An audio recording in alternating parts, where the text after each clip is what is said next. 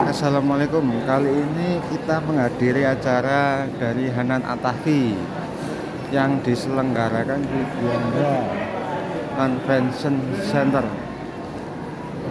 Ini kita pertama masuk dari Diandra, kita scan tiketnya di situ, dapat seperti ini.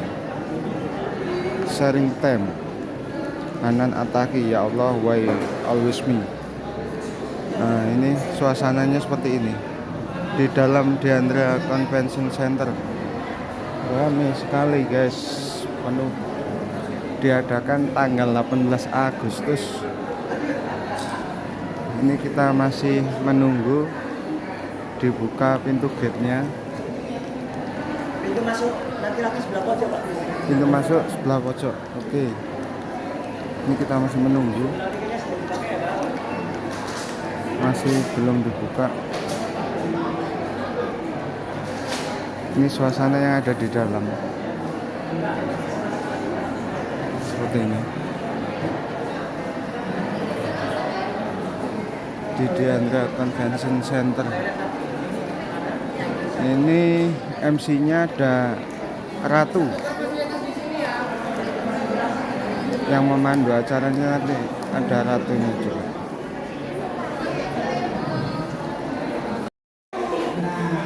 Untuk pintu masuknya dibedakan ya, buat cewek cowok.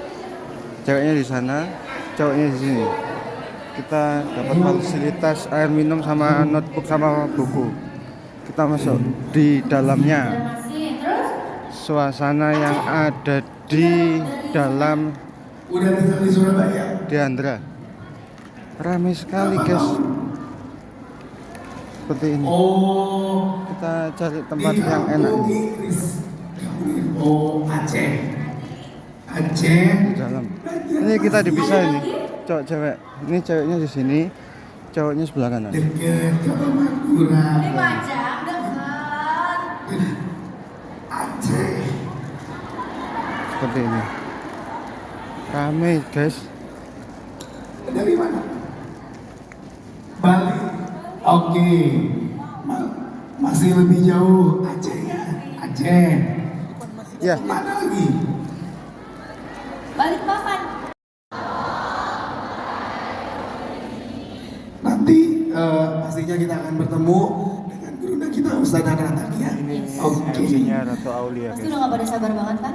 Udah gak sabar? Kita tanya yang Iwan. Nah, ada yang Kita posisinya di tengah-tengah ini. ada yang paling jauh dari mana Iwan? Banjarmasin. Oh,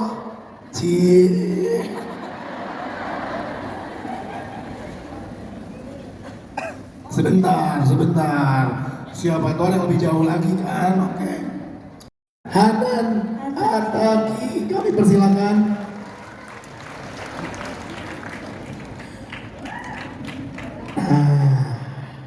Sabar, santai. Ustaz Hanan. Attaqi.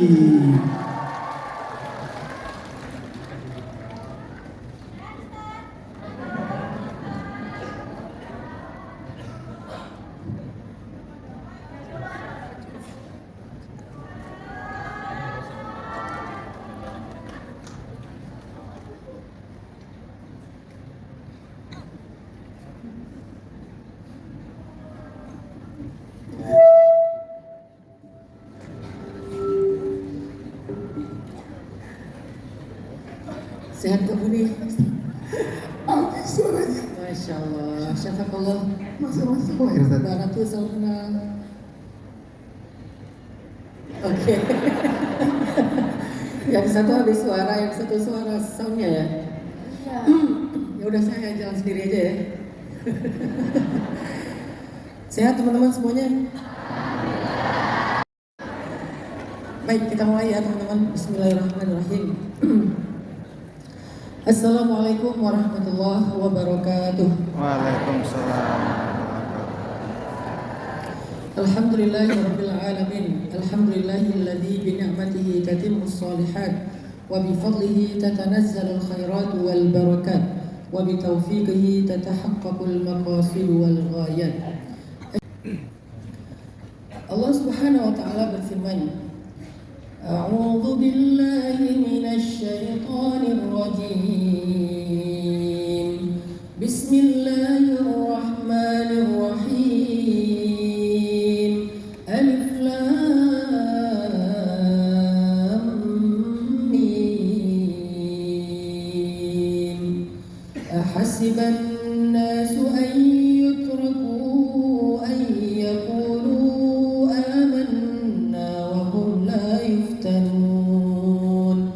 ولقد فتنا الذين من قبلهم فليعلمن الله الذين صدقوا وليعلمن الكاذبين.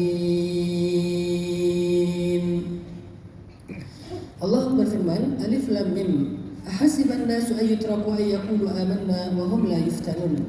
Apakah manusia mengira akan dibiarin saja mengatakan telah beriman, mengatakan telah bertaubat, mengatakan telah berhijrah, wahum la yuftanun, sedangkan mereka tidak lagi diuji?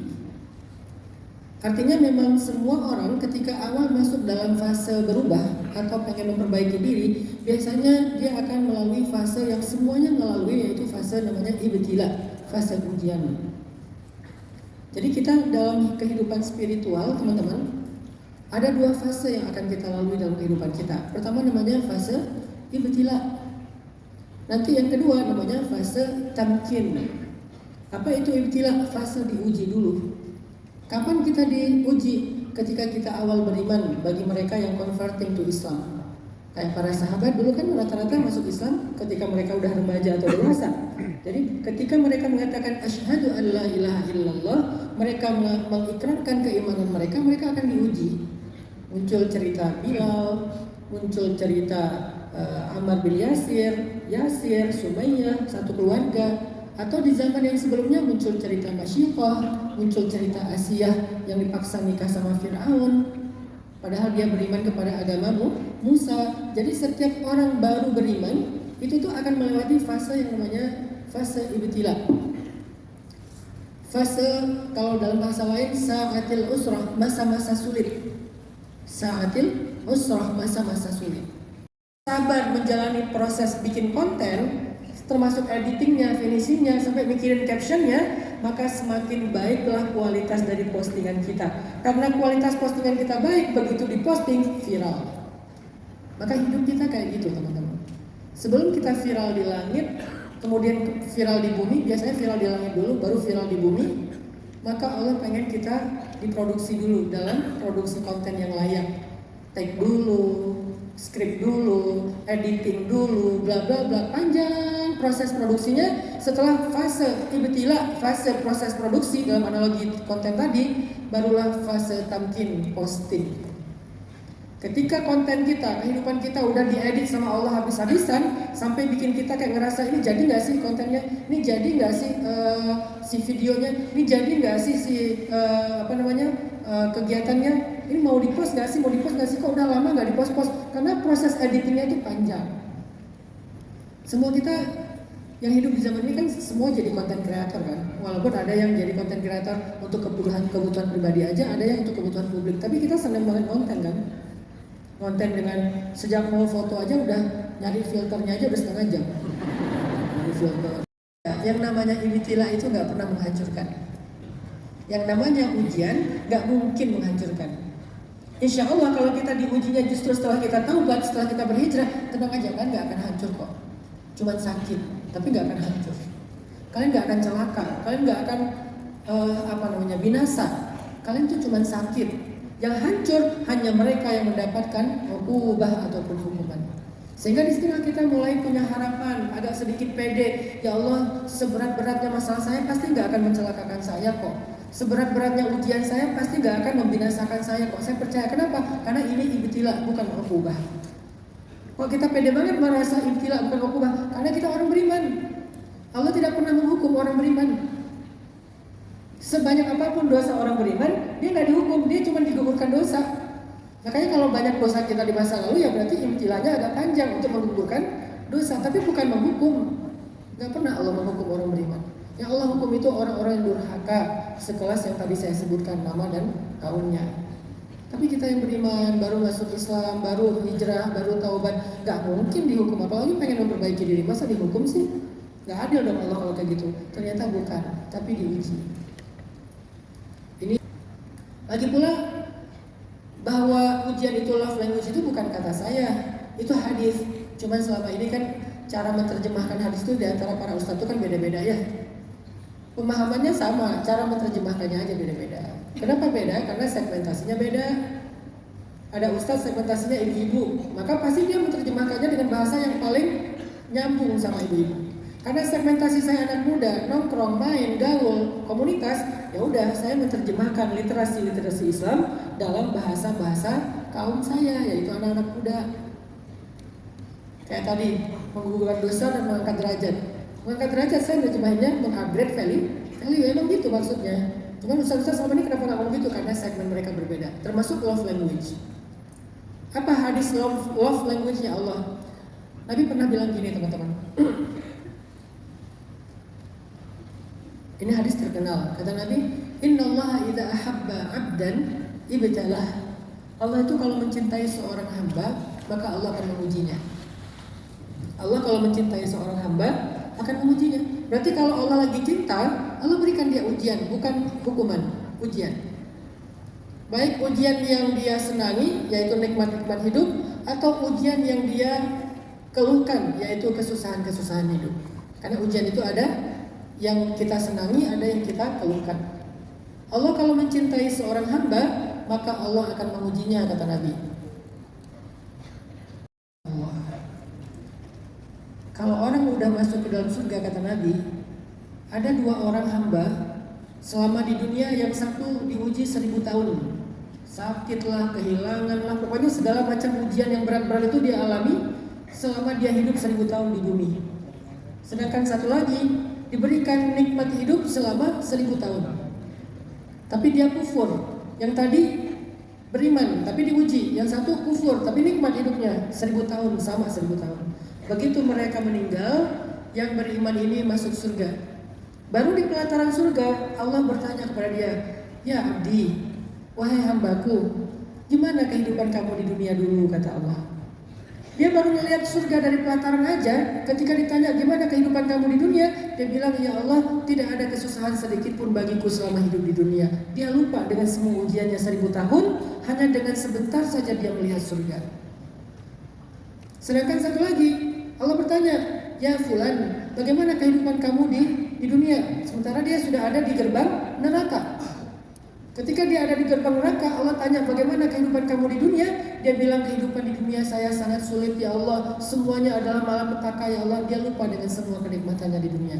Maka itulah hadis tentang ilustrasi surga. Seketika saat Allah tunjukkan surga kepada seorang hamba, dia akan lupa dengan semua kesusahan-kesusahan hidupnya. Gak usah surga akhirat, surga dunia aja juga kayak gitu. Saya kasih contoh pribadi aja, pengalaman pribadi. Saya pernah diuji kurang lebih sekitar 10 tahun, dan bagi saya itu 10 tahun yang sangat berat. Salah satu puncaknya ketika ibu saya meninggal dalam musibah tsunami. Itu salah satu puncaknya. Ibu saya meninggal, kakak saya meninggal, rumah kita hilang sampai fondasinya keangkat, dan ibu saya dikuburkan secara massal pakai alat berat gitu kan, pakai truk, terus diturunkan ke dalam lubang yang besar, kuburan massal gitu. Nggak kayak nguburin manusia, kayak nguburin kucing gitu. Rasanya pas saya lihat videonya itu sedih banget, ibu saya kayak gini. Tapi saya ada sisi bahagianya, orang yang meninggal tsunami atau tenggelam itu dapat pahala syahid. Itu yang bikin saya agak sedikit bahagia. Oh, emak sama kakak berarti dapat pahala syahid. Tapi itu masa-masa saya diuji. Kalau bahasa di dalam hidup Nabi itu ada tahun duka cita, itu tahun-tahun duka cita saya. Selain ujian-ujian yang lain, itu salah satu yang paling berat. 10 tahun diuji. Yang baik itu adalah cobalah punya mindset mandiri. Apa itu mindset mandiri? Sejak kalian masih sekolah ataupun kuliah, bangunlah kemandirian kalian. Salah satunya dengan menguatkan skill kalian, hard skill atau life skill. Karena hidup itu nggak akan mandiri kalau kita cuma punya wawasan tapi nggak punya skill. Jadi selain kuliah, saya sarankan kalian sering-sering ikut pelatihan-pelatihan atau mungkin kayak mentoring usaha apa, bisnis apa gitu ya. Karena itu tuh penting untuk kemandirian kita. Karena hari ini satu pekerjaan orang ngantrinya sampai ribuan. Kalau kalian harus berebut pekerjaan dengan sekian ribu orang, effortnya itu nggak sebanding dengan kalau kalian mulai fokus untuk memulai usaha dan mandirinya kalian. Bukan berarti nanti kan ada mindset gini ya, dari orang tua mungkin atau dari orang-orang sekitar kita, capek-capek kuliah malah bisnis. Rasanya kuliahnya sia-sia. Emangnya kuliah itu untuk dapat kerjaan? Kuliah itu kan untuk hidup kan? Sekolah itu kan tujuan sekolah itu kan untuk hidup. Hidup itu bisa dengan kita melamar kerja bagus atau kita membuat lapangan pekerjaan juga bagus kan? Sama-sama hidup. Jadi jangan sampai mindset kita juga ke bawah sama orang yang belum paham, yang masih konvensional. Yang namanya kuliah itu nanti kerja di kantoran, baik PNS maupun BUMN atau korporat yang besar. Itu bagus, tapi yang bagus bukan cuma itu. Ada yang lain yang juga bagus. Apa? Dia yang membangun lapangan pekerjaan. Mungkin bedanya kalau itu langsung dapat gaji, kalau ini dia mau menitis dari awal. Tapi kalau kita mau bikin semacam apa ya, sebuah apa ya, kayak track gitu ya. Ibaratnya yang itu dia tracknya itu track yang udah rata. Jadi bukan track ya, grafik ya. Grafiknya tuh rata. Orang yang udah dapat kerjaan itu grafiknya rata atau cenderung naik, tapi yang naiknya tuh nggak ekstrim. Kalau yang meritis itu grafiknya tuh gini. Naik pelan-pelan dari bawah banget atau bahkan dia cenderung agak melandai, nanti naiknya drastis dan di puncak begitu dia naik. Yang ini tuh kesalip. Biasanya dari sisi finansial. Kalau dari sisi kebahagiaan kan semua orang punya caranya kan, dan kita nggak perlu intervensi tentang pilihan hidup orang.